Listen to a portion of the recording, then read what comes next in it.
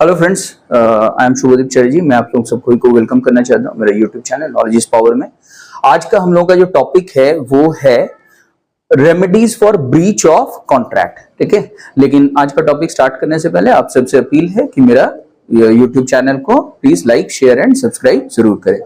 शुरू करते हैं आज का topic, remedies for breach of contract. एक एक करके समझते हैं। रेमेडीज का मतलब क्या होता है? रेमेडीज वर्ड का मतलब होता है सॉल्यूशन टू एनी प्रॉब्लम, किसी समस्या का हल ढूंढना, किसी समस्या को सुलझा देना। ठीक है, उसका सॉल्यूशन क्या है? ये है रेमेडीज। दूसरा क्या है? For breach of contract.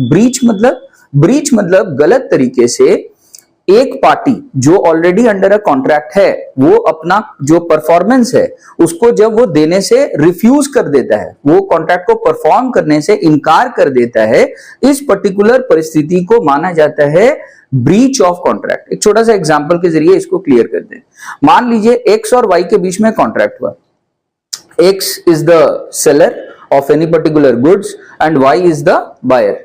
X ने वादा किया वाई को कि तुम हमको 10,000 रुपया दो, बदले में हम एक पर्टिकुलर सामान तुमको हम सप्लाई करेंगे। तो वाई ने क्या किया? पैसा दे दिया। X could not fulfil his part of the promise, वो अपना पार्ट ऑफ द प्रॉमिस को फुलफिल नहीं कर पाया, वो गुड सप्लाई नहीं कर पाया।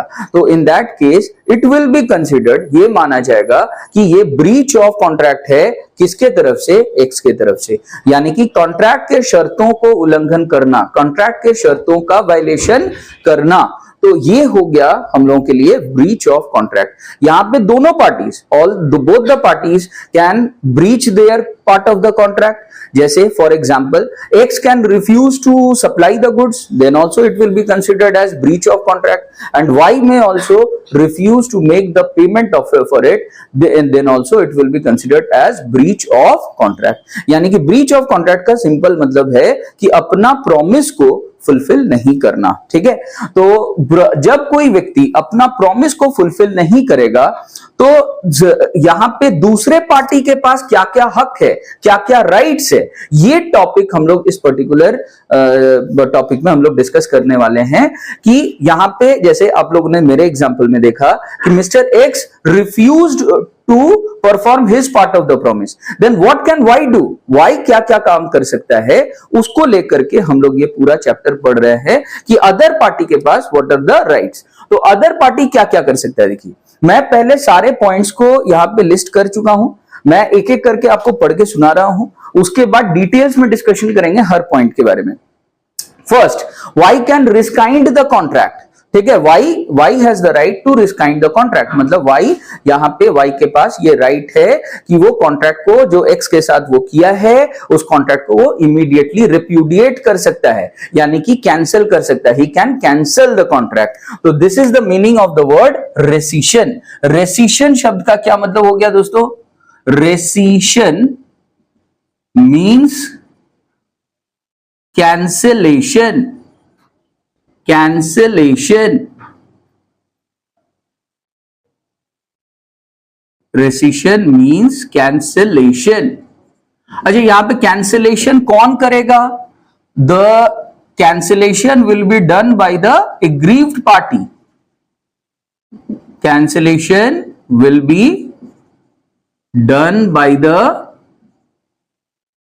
Aggrieved party. अच्छा, ये एग्रीव पार्टी कौन है? Aggrieved party is the one who has suffered loss due to somebody's breach of contract. किसी के ब्रीच ऑफ कॉन्ट्रैक्ट की वजह से जिस पार्टी को नुकसान हुआ है अंडर द कॉन्ट्रैक्ट, उसको यहां पे हम लोग मानते हैं एग्रीव पार्टी। तो he has the right to rescind the contract, मतलब वो कॉन्ट्रैक्ट को कैंसिल कर देगा और वो अपना पार्ट ऑफ द प्रॉमिस को परफॉर्म करने से रिफ्यूज कर सकता है। वो बोल सकता है कि नहीं, हम कॉन्ट्रैक्ट को कैंसिल कर रहे हैं और हम अब फर्दर कोई पेमेंट या फर्दर कोई परफॉर्मेंस इस पर्टिकुलर कॉन्ट्रैक्ट में अब और जारी नहीं रखेंगे। ठीक है, अगर वो कुछ पैसा दे चुका होगा, मान लीजिए वाई ऑलरेडी, वाई को 10,000 देना था, वाई 5,000 ऑलरेडी दे दिया, देखा कि एक्स जो है वो सप्लाई नहीं किया,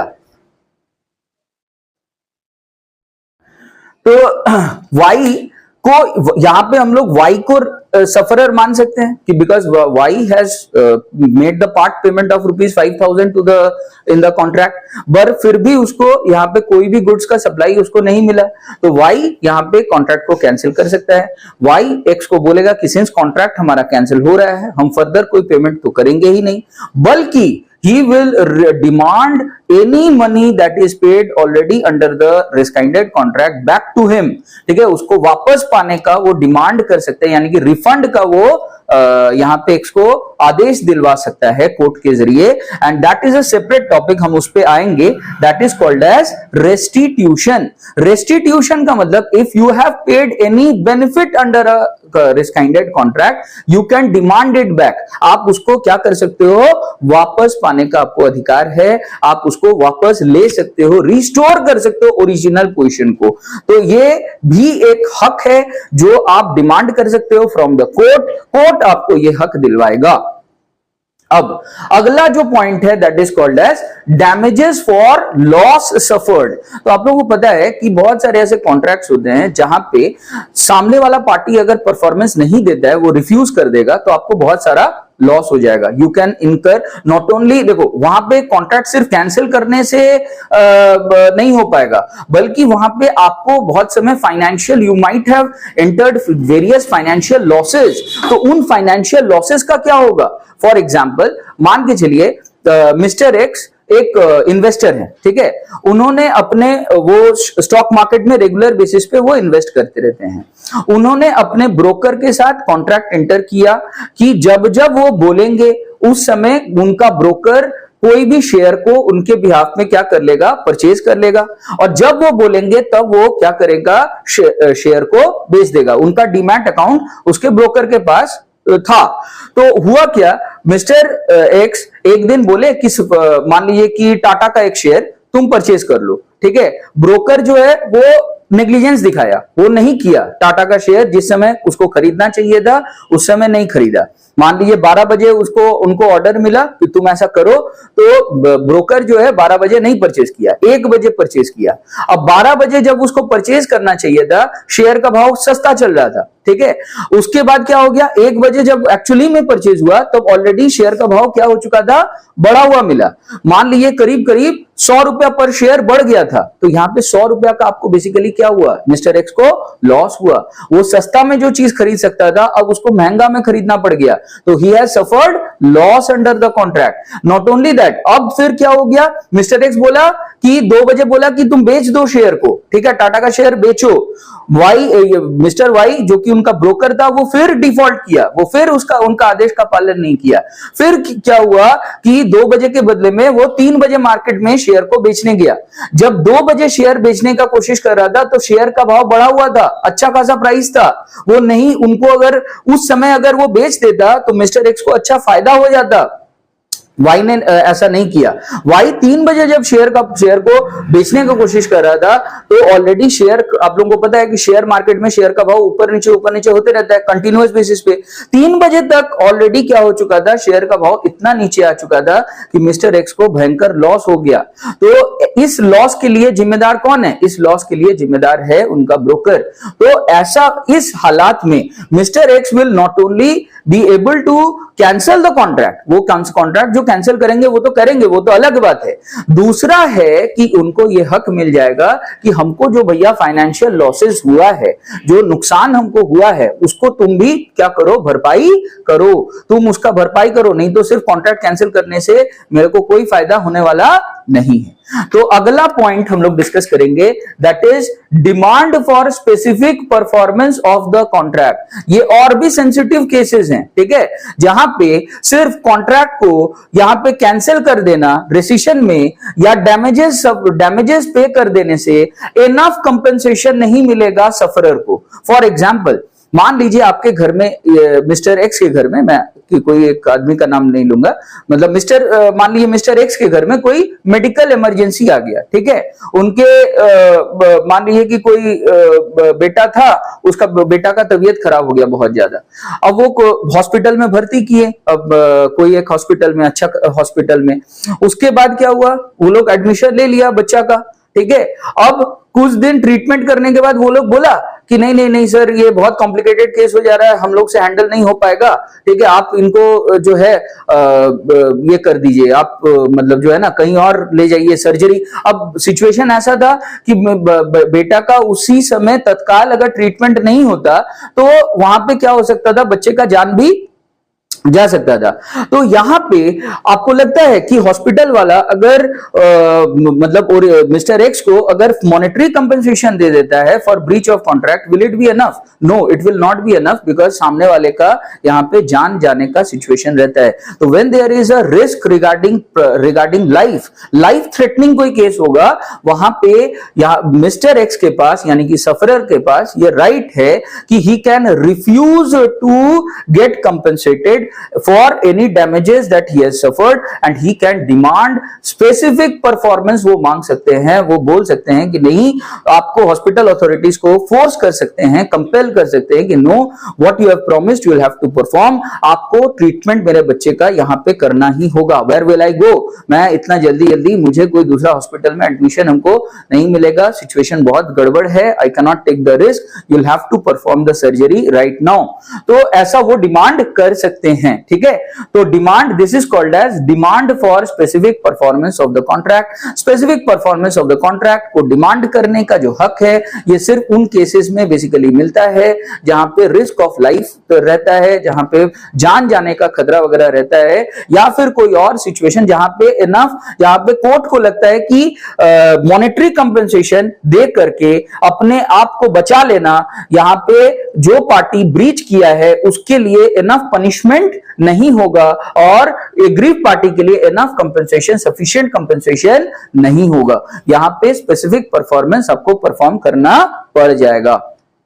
इसके बाद next is an injunction order. Injunction word का मतलब क्या होता है? इंजंक्शन का मतलब होता है स्टे ऑर्डर, ठीक है। आप जो भी काम कर रहे हो उसको क्या करना है, आपको रोक देना है। फॉर एग्जाम्पल, यहां पे ध्यान से सुनिएगा, क्या मैं एग्जाम्पल देने वाला हूं, it is an extremely important example. मान लीजिए कोई फिल्म एक्ट्रेस कोई प्रोड्यूसर के साथ कोई एग्रीमेंट साइन किए, ठीक है। Under the agreement the film actress, जब तक उस प्रोड्यूसर का फिल्म चलने वाला था, उस मूवी का शूटिंग चलने वाला था, she could not sign any other movie contract with any other producer under this, मतलब उन्होंने स्पेसिफिकली कॉन्ट्रैक्ट में ये क्लॉज डाल दिया कि जब तक आप हमारे लिए काम करिएगा, हमारे मूवी का शूटिंग चल रहा होगा, you will not be able to sign for any other producer, ठीक है। अब क्या हुआ, कुछ दिन शूटिंग चला, ठीक है, मूवी का शूटिंग चलना शुरू हो गया, उसके बाद अचानक से एक दिन एक्ट्रेस जो है वो गायब हो गई। कहां गई? तो पता किया गया तो पता चला उन्होंने कोई, मतलब जो फिल्म एक्ट्रेस है वो कोई दूसरे बैनर के अंडर में, कोई दूसरे प्रोड्यूसर के अंडर में जाकर के उन्होंने मूवी का शूटिंग शुरू कर दिया है।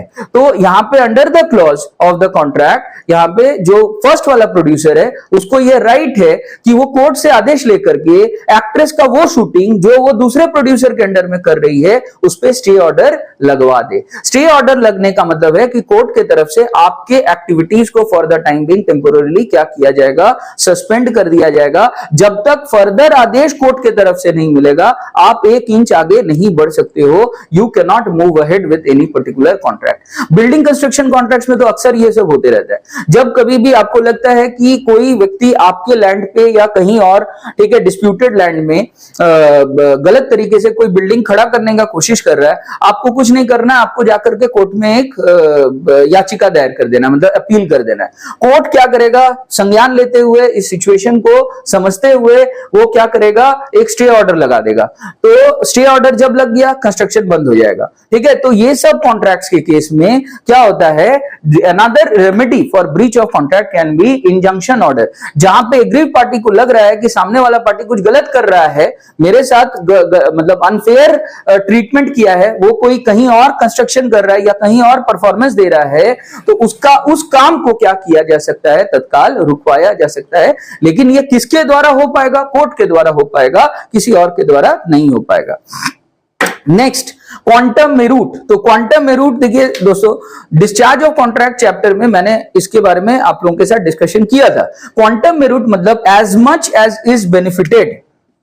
The word quantum meruit means as much as is benefited. मतलब ये पार्ट और रेस्टिट्यूशन ऑलमोस्ट सेम है, ठीक है, बेसिकली सेम है देयर।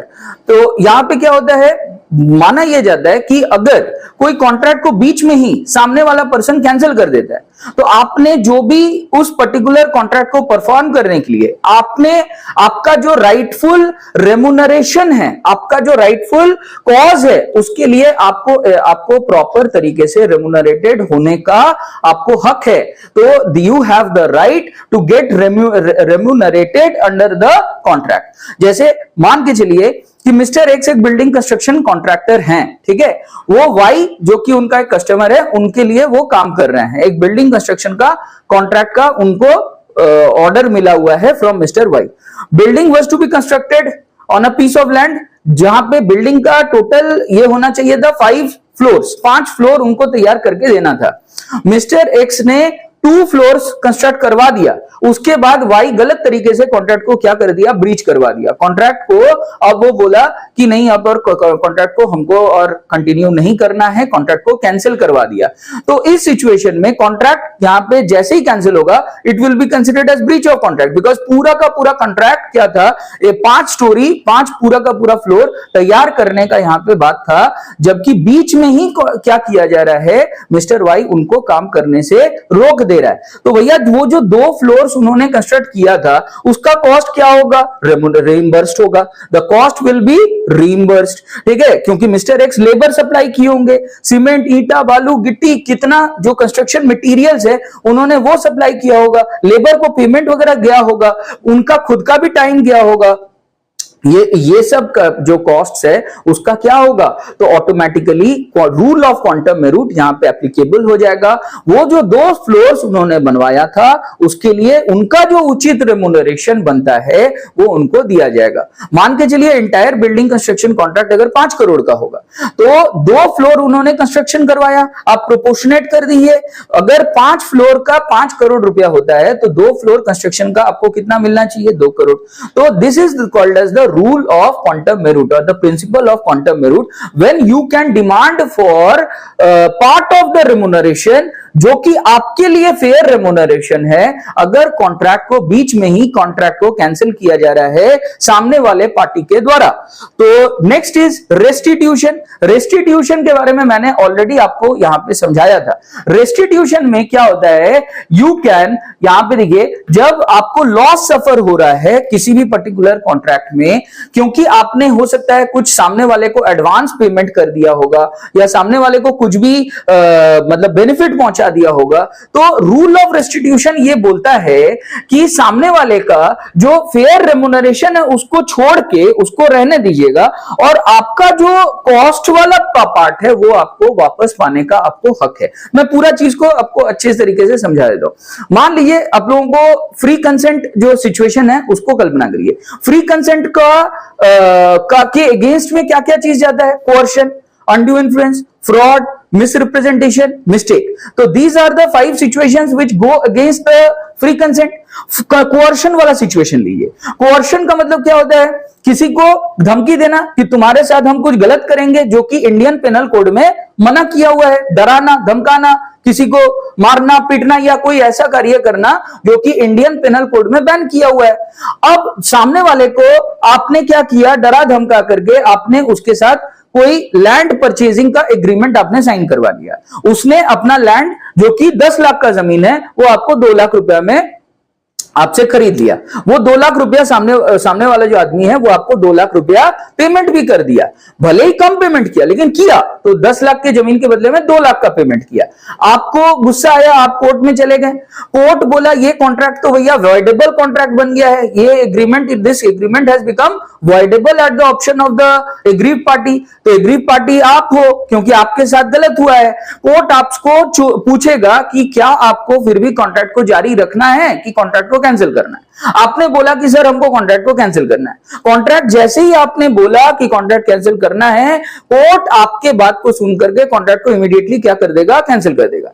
लेकिन यहां पे क्या होगा, यहां पे वो जो 2 लाख रुपया आपको मिला था, वो 2 लाख रुपया आपको क्या करना पड़ जाएगा, वापस करना पड़ जाएगा, क्योंकि सामने वाला पार्टी कम 2 लाख का जो पेमेंट किया था, उस 2 लाख को अगर वो नहीं आप उसको वापस करोगे तो it will be against the rule of restitution. Rule of restitution says that any benefits that have been accrued or earned under a cancelled contract, कोई cancelled contract के अंतर्गत अगर कोई पार्टी कोई भी बेनिफिट्स अर्न कर चुका है, उस बेनिफिट को उसको क्या करना होगा, रिस्टोर कर देना पड़ेगा. रिस्टोर करना मतलब वापस करना उसको पड़ेगा और सिचुएशन को उसी सिचुएशन में लाना पड़ेगा जब कोई कॉन्ट्रैक्ट अब दोनों के बीच में हुआ नहीं था.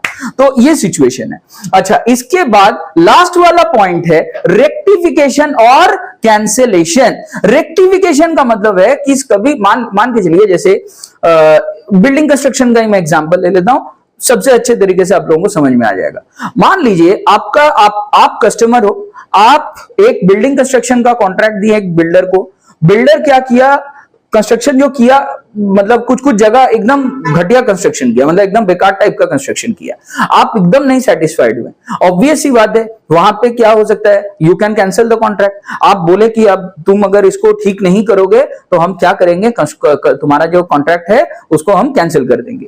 वो बेचारा डर गया, वो बोला कि सर कॉन्ट्रैक्ट मत कैंसिल करिए, जहां पे कंस्ट्रक्शन मैंने खराब किया है उस चीज को हम क्या कर देते हैं, उस चीज को हम ठीक से कर देंगे, आप उसको अब देख लीजिएगा, अब आपको कोई दिक्कत नहीं होगा. तो जब सामने वाला पार्टी बोल रहा है कि जो गलती उसने किया था उस गलती को वो क्या करने के लिए तैयार है, सुधारने के लिए तैयार है, तो उस पर्टिकुलर सिचुएशन में you can not, once you have accepted for the rectification, अब आप बाद में जाकर के कैंसिलेशन नहीं कर सकते हो क्योंकि वो गलत हो जाएगा. तो आपने बोला ठीक है, तुम एक काम करो, जो जो गड़बड़ तुम कंस्ट्रक्शन किया है उसको तुम ठीक कर दो. तो वो बंदा जो है वो जाकर के आपका जो गड़बड़ कंस्ट्रक्शन था उसको एज पर योर सेटिस्फैक्शन वो बना करके दे दिया. इस सिचुएशन को हम लोग क्या कहेंगे, that will be considered as rectification. अगर मान लीजिए रेक्टिफिकेशन भी खराब रह गया, मान के चलते हैं रेक्टिफिकेशन भी आपके मतलब इसके हिसाब से, आपके पसंद के हिसाब से नहीं हो पाया, तब आप क्या कर सकते हो, cancellation. When rectification is not as per your liking और लाइक्स, ठीक है, जिस तरीके से आप चाह रहे थे, जो स्पेसिफिकेशंस था, ऑब्वियसली यहां पे कॉन्ट्रैक्ट का टर्म्स एंड कंडीशंस देखना पड़ेगा. अब अगर कोई सामने वाला पर्सन जो है वो ऑब्वियस बात है, हीरे से तो आपको घर बना करके तो देगा नहीं, ठीक है, बोलेगा कि नहीं सर हम तो, मतलब आप बोलिए कि जब तक तुम हीरे से बना करके नहीं दोगे तब तक हम कैंसिल मानेंगे. तो ऐसा तो हो नहीं सकता है. जो ओरिजिनल टर्म्स ऑफ कॉन्ट्रैक्ट है उसको देखा जाए कि उसमें क्या लिखा हुआ था, उसके हिसाब से अगर वो पूरा कोशिश किया है रेक्टिफिकेशन करने का तो इसको रेक्टिफिकेशन माना जाएगा. और अगर फिर भी आपको लग रहा है कि नहीं ओरिजिनल कॉन्ट्रैक्ट में जो था उसके हिसाब से वो डिलीवर नहीं कर पाया, then only you can go for cancellation, यानी कि रेक्टिफिकेशन, या फिर लास्ट में if you are not at all satisfied you can make the cancellation of the contract. तो अच्छा, अब मैं डिटेल्स में कुछ पॉइंट्स को मैं चाहता हूं आपके साथ मैं डिस्कस करूं, खास तौर पे रेसिशन ऑफ द कॉन्ट्रैक्ट वाला पॉइंट को मैं डिस्कस करना चाहता हूं. कुछ ऐसे केसेस हैं जहां पे right of rescission is lost, यानी कि सामने वाला पार्टी जो है वो मतलब अगर मान लीजिए आपके तरफ से ब्रीच ऑफ कॉन्ट्रैक्ट हुआ तो सामने वाला पार्टी के पास राइट है कि वो ही कैन कैंसिल द कॉन्ट्रैक्ट. किसी केसेस में ये राइट वो खो देगा, वो कैंसिल नहीं कर पाएगा even though there is a breach of contract. तो मैं आपके सामने कुछ पॉइंट्स पढ़ के सुनाने जा रहा हूं. वो जो पॉइंट्स है मैं आपके मतलब मैं अपने वीडियो में भी अपलोड कर दूंगा, ठीक है. तो देखिए यहां पे लिखा हुआ है cases in which rescission is lost और when rescission may be refused. Following are the cases in which a court may refuse to rescind the contract. Number 1, where the contract is ratified expressly or impliedly by the plaintiff. देखिए कोई भी court case में दो persons होते हैं, there are two parties. One is the plaintiff. Plaintiff कौन, जो आरोप लगा रहा है कि सामने वाला पर्सन मेरे साथ गलत किया, ठीक है, उसको बोला जाता है प्लेंटिफ. और जो बचाव करता है, जो बोलता है कि नहीं नहीं नहीं हमने कुछ गलत नहीं किया, हम पे गलत आरोप लग रहा है, उस पार्टी को कहा जाता है डिफेंडेंट. तो the court case is always fought between two parties, one is the plaintiff and the other one is called as the defendant. Plaintiff कौन? जो आरोप लगा रहा है, one who accuses the other party कि इसने मेरे साथ गलत किया, और डिफेंडेंट कौन? जो अपने आप को बचाने का कोशिश कर रहा है, डिफेंड करने का, डिफेंड करना मतलब होता है अपने आप को रक्षा करना, अपने आप को बचाना। तो where the contract is ratified expressly और इंप्लाइडली बाय द प्लेंटिफ। तो देखो ये पॉइंट इस पॉइंट की तरफ इशारा कर रहा है, रेक्टिफिकेशन और कैंसिलेशन की तरफ इशारा कर रहा है। जब सामने वाला पार्टी आपको, मान ये बिल्डिंग कंस्ट्रक्शन का ही मैं एग्जांपल ले रहा हूं, आपने कॉन्ट्रैक्टर को बोला था कि तुम गड़बड़ जो कंस्ट्रक्शन किया है भैया तुम उसको क्या करो, रेक्टिफाई करो, नहीं तो मैं क्या करूंगा, कैंसिल करूंगा। तो वो सामने वाला पार्टी मान गया, मतलब वो बोला कि ठीक है सर, जो जो गड़बड़ मैंने किया था ना उसको मैं हमको थोड़ा सा टाइम दे दीजिए, I will do the necessary work, और जो आपका जो लाइकिंग्स है उसके हिसाब से मैं चीजों को बना करके फिर से मैं दे दूंगा।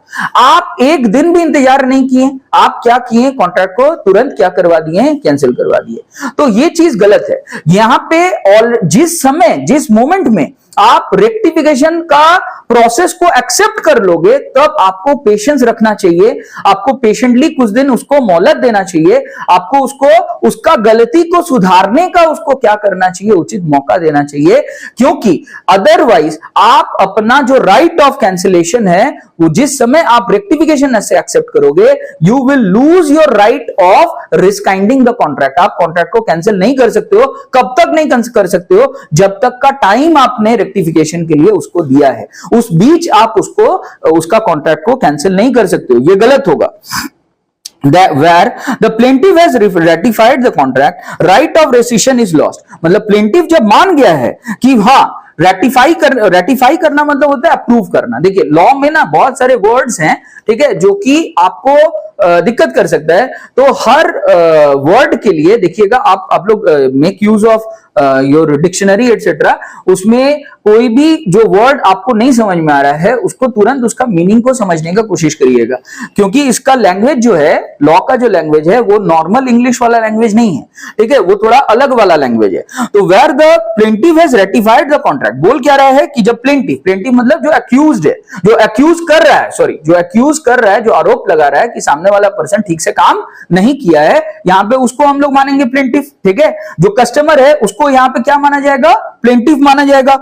हैज रेटिफाइड द कॉन्ट्रैक्ट, वो जब अप्रूव कर दिया है, बोल रहा है कि नहीं नहीं ठीक है, तुम रेक्टिफिकेशन हम मान ले रहे हैं, तुम करो, तुम काम को सही करो।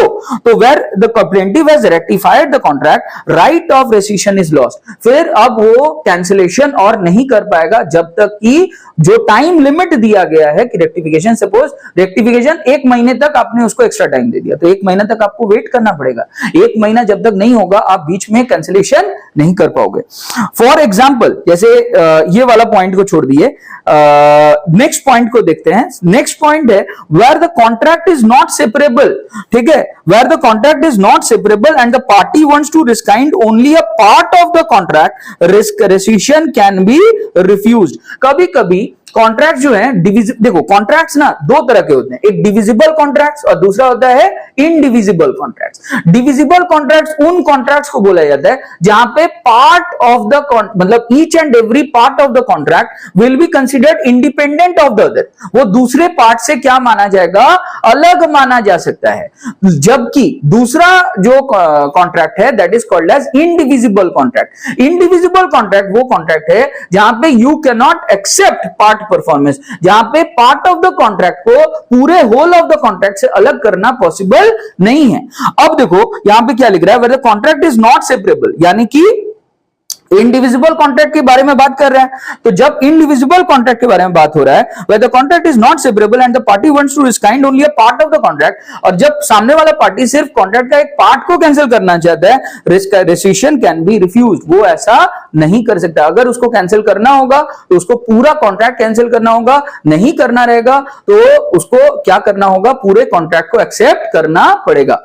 इसका मैं उचित एग्जांपल देता हूं, सही एग्जांपल देता हूं, आप लोगों को क्लियर हो जाएगा। मान के चलिए आप बाजार जाते हो, जा करके आप चावल खरीदने का कॉन्ट्रैक्ट करते हो।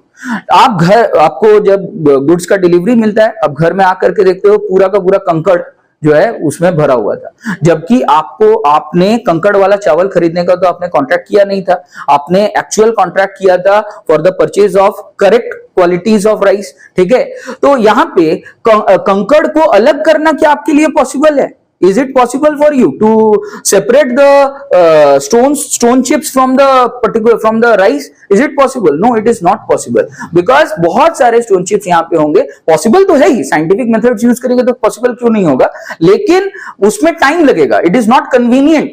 तो that is why इस तरह के कॉन्ट्रैक्ट्स को हम लोग क्या मानेंगे? इनडिविजिबल कॉन्ट्रैक्ट्स मानेंगे, इनसेपरेबल कॉन्ट्रैक्ट्स मानेंगे। A contract to separate the stones from the rice is a type of inseparable contract. अगर यहां पे आप अगर दुकानदार को ये बोल रहे हो कि भैया I am ready to purchase the rice part, if you are ready to take out the stones part, तो वो अब क्या वो बैठ करके स्टोन्स को अलग से वो चुन करके अलग करेगा? ये पॉसिबल है? ये पॉसिबल तो नहीं है। अगर आपको लेना है तो आपको पूरा चीज को एक्सेप्ट करना पड़ेगा, और अगर आपको नहीं लेना है तो आपको पूरा चीज को ऑटोमेटिकली क्या करना होगा? कैंसिल करना होगा। यहां पे आप पार्ट ऑफ द कॉन्ट्रैक्ट को एक्सेप्ट करके दूसरे पार्ट ऑफ द कॉन्ट्रैक्ट को रिजेक्ट नहीं कर सकते हो। So that is what is the meaning of the second point. Third point, where the parties cannot be placed in the same position. बोल रहा है कि where the parties cannot be placed in the same position, the breakup is taken. This may happen when the subject matter has been destroyed by the party. देखो, subject matter of the contract is very very important. Contract किस चीज को लेकर के हो रहा है, ये बहुत ही ज्यादा इंपॉर्टेंट एस्पेक्ट होता है कॉन्ट्रैक्ट में। अगर वो सब्जेक्ट मैटर डिस्ट्रॉयड हो चुका है तो यहां पे कॉन्ट्रैक्ट ऑटोमेटिकली क्या हो जाएगा? It will come to an end, और इसको ब्रीच ऑफ कॉन्ट्रैक्ट नहीं माना जाएगा। इसको contract will be cancelled because of impossibility of performance. समझाता हूं मैं पूरे चीज को। मान के चलिए एक इंपोर्टर और एक एक्सपोर्टर दोनों मिलकर के कॉन्ट्रैक्ट किया। इंपोर्टर इंडिया में रहता है, एक्सपोर्टर लंदन में रहता है। ठीक है, इंपोर्टर बोला एक्सपोर्टर को कि भाई तुम हमको कुछ सामान सप्लाई करवाओ। ठीक है, सामान बाई शिप आने वाला है, आने वाला था। तो जब जहाज में वो आने वाला था उस समय समुद्री तूफान आया और जहाज जो है वो क्या हो गया? डूब गया ऑटोमेटिकली। तो यहां पे आप समझ लो, अच्छा इस पर्टिकुलर केस में what is the contract subject matter of the contract? The subject matter of the contract is goods. जो गुड्स है उसको लेकर के कॉन्ट्रैक्ट हुआ था, तो गुड्स अब रहा। जब जहाज उसका डूब गया एक्सपोर्टर का, तो क्या गुड्स अब और सही सलामत है? Answer is no. तो गुड्स अपने आप में क्या हो चुका है? डिस्ट्रॉय हो चुका है। तो since the goods have been destroyed, the subject matter of the contract has been destroyed. और जब subject matter of the contract destroy हो चुका होगा तब यहां पे किसी भी पार्टी को कोई परफॉर्मेंस देने का जरूरत नहीं है। ये कॉन्ट्रैक्ट ऑटोमेटिकली क्या हो जाएगा? Automatically it will stand to be cancelled. ये ऑटोमेटिकली कैंसल्ड हो जाएगा, इसको ब्रीच नहीं माना जा सकेगा। ठीक है, it cannot be compared with the breach of the contract. This has happened because of natural calamity, that is natural disasters, उसके वजह से ये हुआ है। और इस पर्टिकुलर केस में लॉ मानता है कि it will be considered as a type of impossibility of performance. तो impossibility of performance is a separate situation. तो दिस हम लोग जो पढ़ रहे हैं that is remedies for breach of contract, वो एक अलग सिचुएशन है। दोनों को आपस में आप मिक्स नहीं कर सकते हो। तो यहां पे इसको ब्रीच ऑफ कॉन्ट्रैक्ट के दायरे में हम लोग नहीं ला पाएंगे। आप उस वजह से कॉन्ट्रैक्ट को कैंसिल करके आप अगर बोलो कि सामने वाला पार्टी हमको, मतलब इंपोर्टर अगर बोलेगा कि एक्सपोर्टर हमको क्या दे, कंपेंसेशन दे, क्योंकि वो गुड्स डिलीवर नहीं कर पाया, तो ये कंप्लीटली गलत होगा। कोर्ट इस अपील को खारिज कर देगा, नहीं मानेगा। इसके बाद बोल रहा है कि where in the meantime third parties have acquired interest bona fide, rescission may be refused. Where third parties have acquired interest and rights during the subsistence of the contract in good faith and for value. मान के चलिए आप कोई bank से जाकर के loan लेते हो, मैटर को समझिए पूरा अच्छे से। आप बैंक से लोन लेते हो, बैंक आपको बोलता है कि भैया एक काम करिए, हम आपको लोन तभी देंगे जब आप अपना जमीन हमारे पास क्या रखिएगा? गिरवी रखिएगा। तो आपने राजी हो गया, आप क्या किए? लैंड, अपना जो लैंड है उसको लोन के अगेंस्ट में बैंक के पास क्या करके रख दिए? गिरवी रख दिए, जमा है बैंक के पास उसका कागज।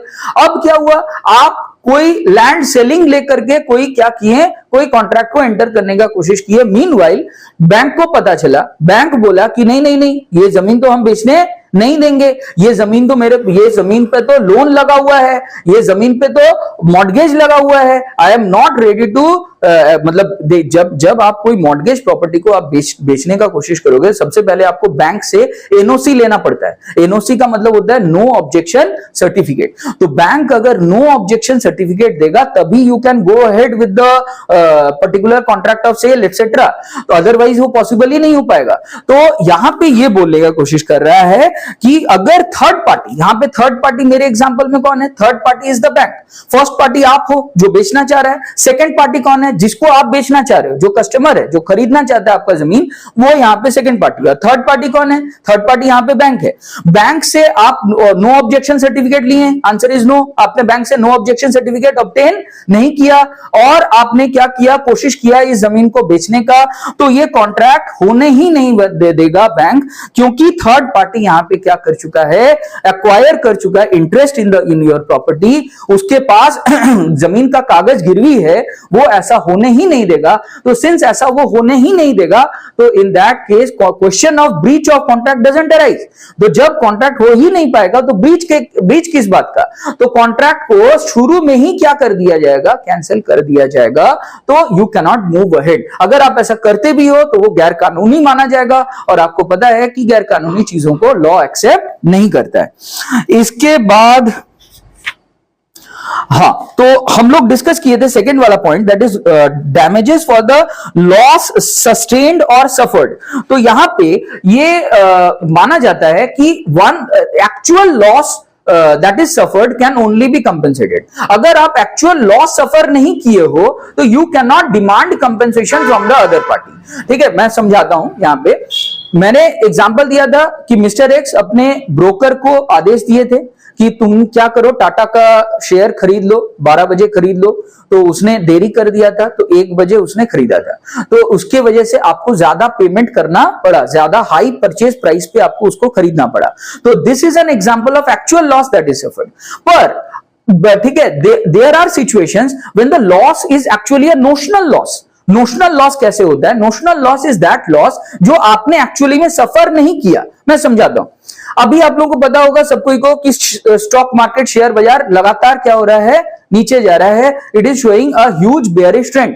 तो जिनका जिनका स्टॉक मार्केट में इन्वेस्टमेंट्स हैं, उनका सभी इन्वेस्टमेंट्स के वैल्यूज क्या हो रहे हैं? गिर रहे होंगे। ऑब्वियसली उसका market value has fallen like anything. लेकिन हम लोग को अभी जो लॉसेस सफर हो रहा है वो क्या एक्चुअल लॉस है? आंसर इज नो, वो एक्चुअल लॉस नहीं है, क्योंकि share market might revive.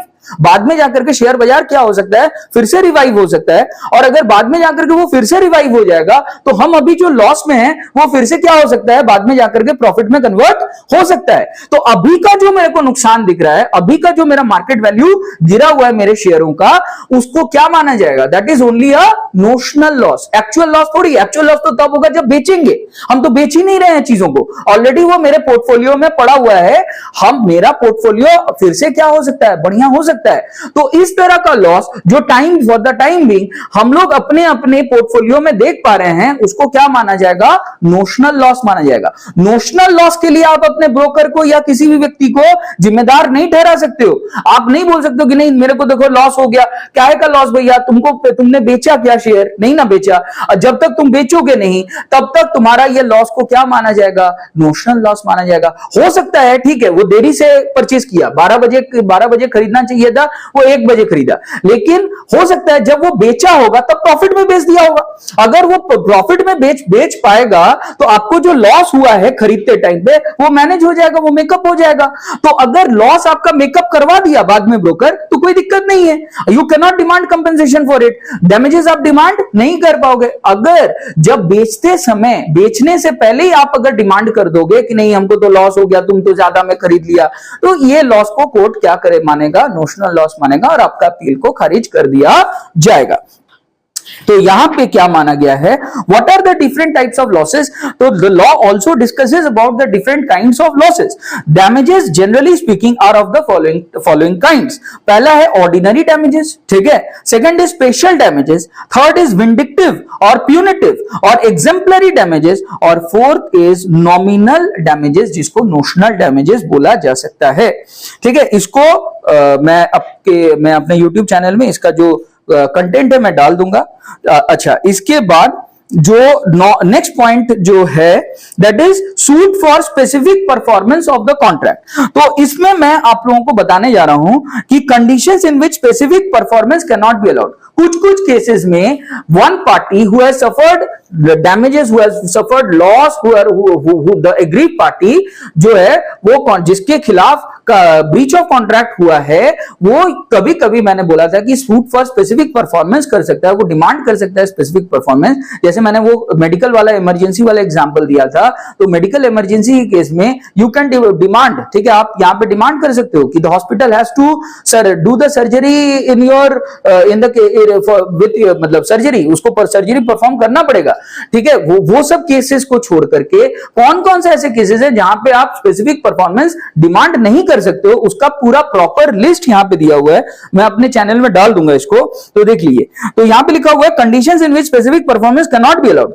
Following are the cases in which specific performance will not be allowed. Number 1, where monetary compensation is an adequate relief, जहां पे court मानता है कि ये तो ऐसा मेडिकल इमरजेंसी वाला सिचुएशन तो था नहीं जिसके वजह से लाइफ थ्रेटनिंग कुछ केस हो गया है, तो इस केस में मॉनेटरी कंपेंसेशन अगर दूसरा पार्टी जो ब्रीच ऑफ कॉन्ट्रैक्ट किया है वो अगर पैसा दे करके देने के लिए तैयार है, तो भैया तुम पैसा लो और पैसा लेकर के मामला को क्या करो, रफा दफा करो, ठीक है, मैटर को सुलझाओ।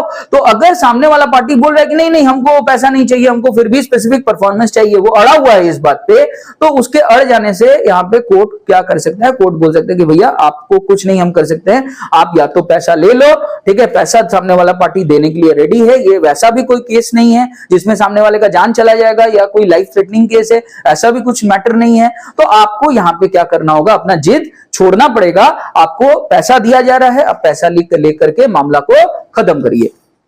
Next point, where the contract is of personal nature, example contract to dance, to sing, to paint a statue, to write a book, to marry, etc. जब कॉन्ट्रैक्ट पर्सनल नेचर का होगा वहां पे भी आपको यहां पे स्पेसिफिक परफॉर्मेंस करने का कोई जरूरत नहीं है, वहां पे भी आप क्या कर सकते हो, ये कर सकते हो, क्या कहते हैं, you have to satisfy with the monetary compensation, वहां पे आप मॉनेटरी कंपेंसेशन लेकर के सामने वाले को छोड़ना पड़ेगा, आप स्पेसिफिक परफॉर्मेंस मांग नहीं सकते हो। जैसे एनी कॉन्ट्रैक्ट टू डांस, कोई प्रोफेशनल डांसर को आपने ये किया, हायर किया, अंडर द कॉन्ट्रैक्ट एक स्पेसिफिक डांस परफॉर्मेंस उसको देना चाहिए था, वो नहीं दे पाया या नहीं दे पाई, व्हाटएवर बी द केस, तो आप उससे क्या करिए, ज्यादा से ज्यादा आप उससे मॉनेटरी कंपेंसेशन ले लीजिए। आप उसको फोर्स नहीं कर सकते हो कि नहीं तुमको डांस करना पड़ेगा ही, इट कैन नॉट हैपन, ठीक है, वो नहीं हो सकता है, ठीक है। कोई सिंगर को आप फोर्स नहीं कर सकते हो कि नहीं आपको सिंगिंग करना ही होगा। तो जहां पे भी कॉन्ट्रैक्ट कोई स्पेसिफिक परफॉर्मेंस को लेकर के कोई पर्सनल नेचर का मैटर है, वहां पे स्पेसिफिक परफॉर्मेंस अलाउड नहीं, वहां पे स्पेसिफिक परफॉर्मेंस का डिमांड अलाउड नहीं है। इसके बाद थर्ड पॉइंट बोल रहा है कि if the contract is of such a nature that it can be revoked by parties at any time, example partnership at will. आप लोगों को पता है पार्टनरशिप बनाते समय पार्टनरशिप डीड बनाना बहुत इंपॉर्टेंट होता है। तो what is a partnership deed? Partnership deed is an agreement between all the parties, ठीक है, ऑल द पार्टनर्स के बीच का एक एग्रीमेंट होता है, उसका नाम दिया जाता है पार्टनरशिप डीड। पार्टनरशिप डीड में एक क्लॉज डाला हुआ है, मान लीजिए किसी एक पार्टनरशिप फर्म का पार्टनरशिप डीड में क्लॉज का मतलब इंपॉर्टेंट पॉइंट, एक इंपॉर्टेंट पॉइंट डाल दिया है कि पार्टनर्स लोगों को जब मन करेगा, जब उन लोगों को इच्छा होगा, तो पार्टनरशिप को क्या कर देगा, वो लोग डिसॉल्व करवा देगा, कैंसिल कर देगा और सब कोई अपना अपना हिस्सा निकाल करके घर जाएगा। तो इस तरह का जो अगर कोई पॉइंट डाला हुआ है when the partnership is at will, तो उस केस में कोई पार्टनर दूसरे पार्टनर्स को फोर्स नहीं कर सकता कि नहीं तुमको हमको मेरे साथ पार्टनरशिप में हमेशा के लिए रहना ही होगा। तो ऐसा तो हो नहीं सकता है, because partnership is at will. Partner को नहीं मन है, वो रिटायर करना चाहता है, he can take the retirement. आप लोग पढ़े होंगे admission, retirement etcetera in accounts. तो कोई अगर रिटायर कर रहा है, रिटायर करना चाहता है, आप उसको रोक थोड़ी ना सकते हो। या कोई अगर फर्म को डिसॉल्व करवाना चाहता है, वो नोटिस दिया है, सभी पार्टनर्स मिल बैठ करके डिसीजन ले चुका है कि नहीं फर्म को डिसॉल्व कर देने में ही कुशल मंगल है, उसी में भलाई है सबका।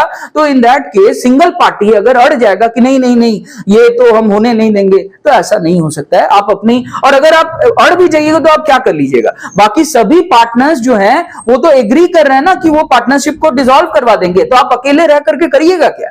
तो that is why specific performance यहां पे नहीं हो पाएगा।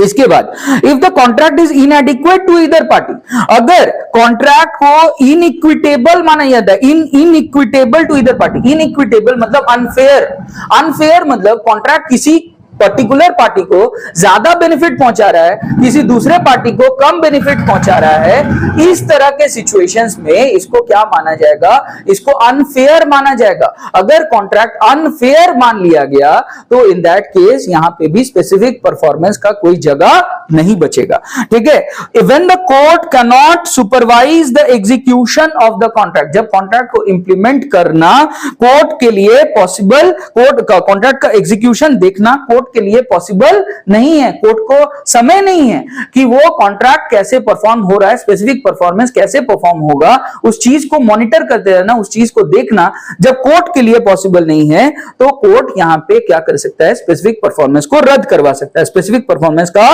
क्लेम को रद्द करवा सकता है।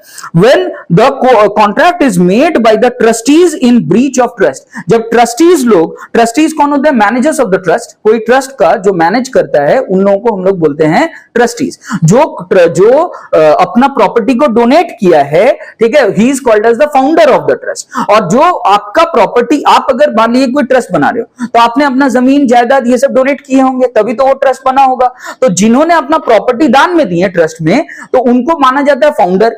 आप अपना प्रॉपर्टी को मैनेज करने के लिए ट्रस्टीज हायर किए, ट्रस्टीज का काम क्या है, टू मैनेज योर प्रॉपर्टी, ठीक है, आपके प्रॉपर्टी को देखभाल करना कि सही तरीके से हो रहा है कि नहीं हो रहा है कामकाज अंडर द ट्रस्ट, और ट्रस्ट का बेनिफिट्स जो लेता है उसको बोला जाता है बेनिफिशियरीज, ठीक है। तो अगर where the contract is made by the trustees, जब कॉन्ट्रैक्ट ट्रस्टीज लोग करते हैं in breach of the trust, trust के अगेंस्ट में जाकर के जब ट्रस्टीज लोग कोई कॉन्ट्रैक्ट करते हैं in breach of the trust, उस केस में भी स्पेसिफिक परफॉर्मेंस यहां पे क्लेम नहीं किया जा सकता है, ऐसा कोर्ट का मानना है, ऐसा लॉ में लिखा हुआ है। तो with this I conclude today's video, I hope you have understood, ठीक है। प्लीज लाइक करिए, शेयर करिए एंड सब्सक्राइब करिए मेरे YouTube channel knowledge is power. Thank you.